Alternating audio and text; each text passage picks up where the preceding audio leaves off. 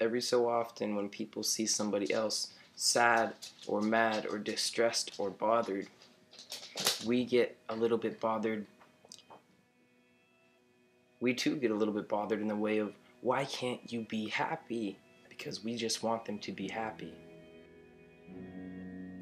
But realize that them being bothered bothers you, and now you are both sad, mad, depressed, and bothered. And even though you may not be experiencing it on the same level, the mechanism or the apparatus inside of you that operates this feeling, it's the same mechanism or apparatus within inside of them that operates this feeling. So in order to not have sadness and bothersome feelings linger with you all day, every day, which is what we know as depression, you have to learn to raise your vibration. But you can only raise your vibration through experience. Experience gives you knowledge, while knowledge without experience is just a belief. And if you don't allow these energies of sadness to flow, then you're ultimately putting up certain barriers in fear of experience. When you move into your sadness, it may unravel further, and you're going to experience it unravel into maybe loneliness. And then after that, it will unravel further again into probably hopelessness. At which point, you need to realize that continuing further into these feelings, the need to fear them will disappear, because the fear was placed there in order to experience in the first place. But if you're already allowing the experience, then the barriers are down and there's nothing to fear. You are no longer fearing the experience. Instead, you are experiencing. And moving into these feelings can be one of the most bittersweet things in the world. It can be beautiful. But to truly move into this feeling, like naked and exposed. But with it will come a magnificent calm. Calm that travels in every direction and leaves you feeling as if you're floating in space.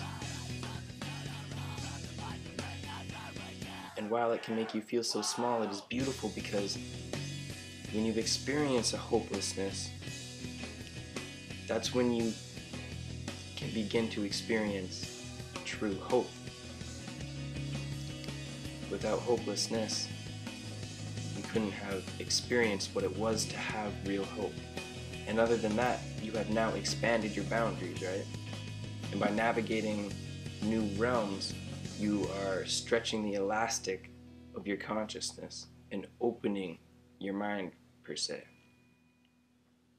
And people are constantly looking for ways to sidetrack themselves, pretending that they didn't feel that hopelessness or that sadness. But you can't keep pretending, and sometimes you have to face it. And sometimes we're trying to get answers from people who do not necessarily understand the issue. Would you ask someone for drug addiction advice who has never experienced any addictions? Or would you ask financial advice from somebody who has had money handed to them their entire life? Most likely not. And the same thing goes with spirituality. You cannot keep getting answers from the outside and not trying them by the heart. If you took everything that you took, if you took everything from one person and you never really sat and resonated with it, and you never tried it by the heart, then you are following somebody very blindly. So everything that somebody says can be a teacher, but you should not have any one teacher. You can learn things from your dog. You can learn things from pet rats. You can learn things from your boyfriend, girlfriend, mother, brother, sister. and you can learn tons with anything that has to do with nature, but you will learn most from listening to the voice inside of you and trying the things that you hear by the heart. The real reason we're here all together is to experience, because with experience comes learning, and when you learn, you gain knowledge from said experience. So now you have the tools or the flashlight to shine for others, to point in the right direction. But you cannot be asking somebody about an experience that they have not experienced. And their version of experience is just reading about somebody else's experience, right?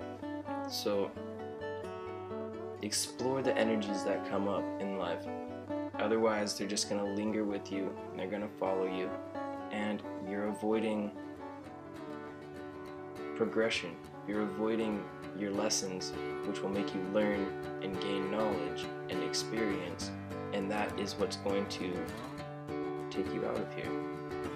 And if you really want to know the truth about things, then you have to go and listen to the voice very closely that's within inside of you. And when you hear something, does it resonate with you? Try it by the heart. And just remember that sometimes happiness makes you cry, while sadness makes you smile. Team love to my brothers, my sisters, and everything in between. Namaste.